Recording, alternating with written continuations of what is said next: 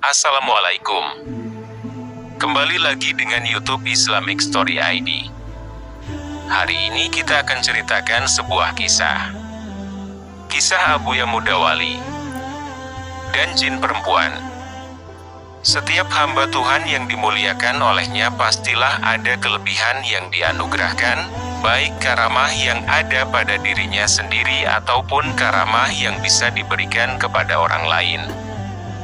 Mereka yang dimaksudkan di sini adalah para ulama dan wali-wali Allah yang senantiasa terus istiqomah dalam ilmu dan zikirnya. Maka demikian jugalah yang terjadi pada seorang ulama besar Aceh, bernama Syekh Muda Wali Al-Halidi. Beliau dikenal oleh masyarakat sebagai ulama yang sangat mendalam ilmunya, yang selalu istiqomah setiap dalam dakwahnya untuk mengembangkan risalah Rasulullah Shallallahu Alaihi Wasallam. Tidak mengherankan, bila seorang ulama pastilah ada sesuatu yang lebih diberikan oleh Allah.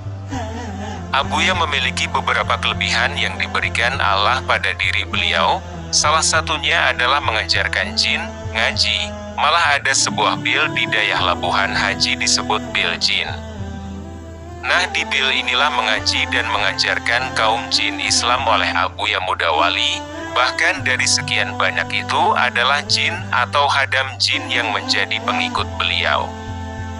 Kisah ini didapati dari buku biografi Abuya Syekh Muda Wali Al-Halidi, Syekhul Islam Aceh, tokoh pendidikan dan ulama, Arif Billah.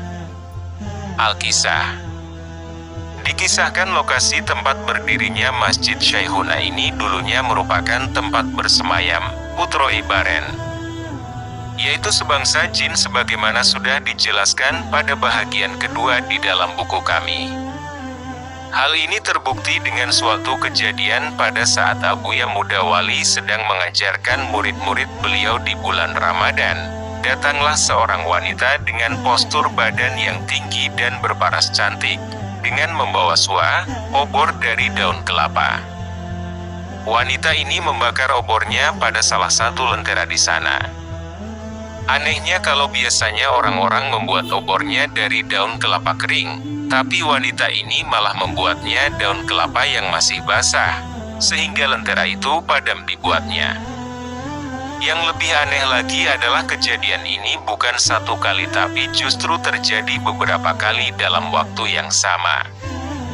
Setelah ia membakar obornya pada lentera itu, wanita ini pun pergi. Lalu Abuya berkata, "Siapa mau mengikuti kemana arah perginya wanita itu?"